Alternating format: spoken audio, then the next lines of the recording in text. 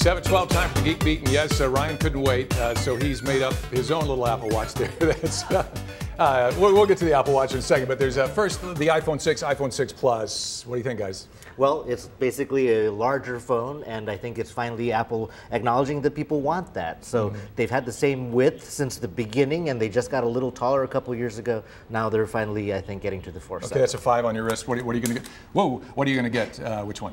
Well, for me, I want the 4.7 just because I need a little more space. Right. I've used an Android phone. Most of them are 4.7, and I do appreciate the real estate. All of my coworkers, for some reason, are predicting that I'm going to get the giant one, the 5.5-inch phone. Burt? Well, if you were in the market for iPad mini, I would hold out for the 5.5 because that's a pretty good size. Right. But then if you're looking at like a new camera, the camera I think for the iPhone 6 is really pretty nice.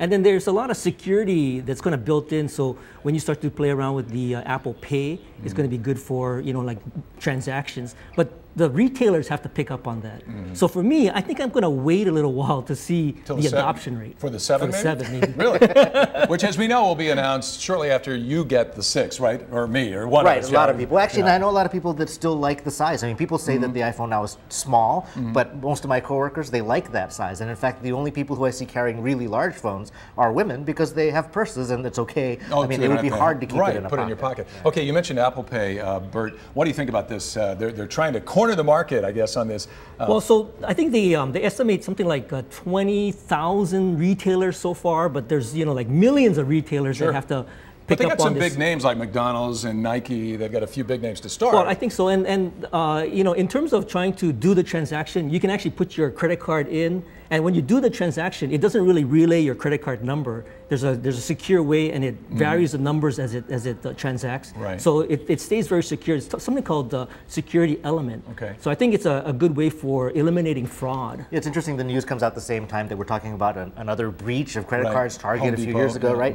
And what they're saying is basically the number on the card and the fact that you hand it to a waiter or something is way too insecure. So the fact that their system is secure by design, that Apple says we don't know where you've bought it, what you bought, how much you spent, I think that's going to go a long way to earning So it's putting a consumer layer, trust. then another layer of security in there instead of just handing somebody your card. Absolutely. Okay, so we talked about the iPhone 6, the Apple Pay, Apple Watch. That's next on the board. What do you got? Right. Well, so the Apple Watch, everybody was predicting it, and just like with the iPod and the iPad and the iPhone, other businesses, other manufacturers raced to get their phones out. And a lot of people are saying, well, finally Apple released it, but it's $350. Right. Now, for me, I think that if you're comparing it to the type of people who bought a Casio Data Bank or the Spot Watch from Microsoft, those aren't the people that they want to buy this. They're selling it more, I think, as a piece of jewelry. Yeah, as very a fashion stylish, accessory. much more, yeah. Right, so it's not going to be a feature-to-feature comparison. It's going to be the people who wear expensive watches, I think. No, I've been wearing a watch for probably about 20 to 30 years,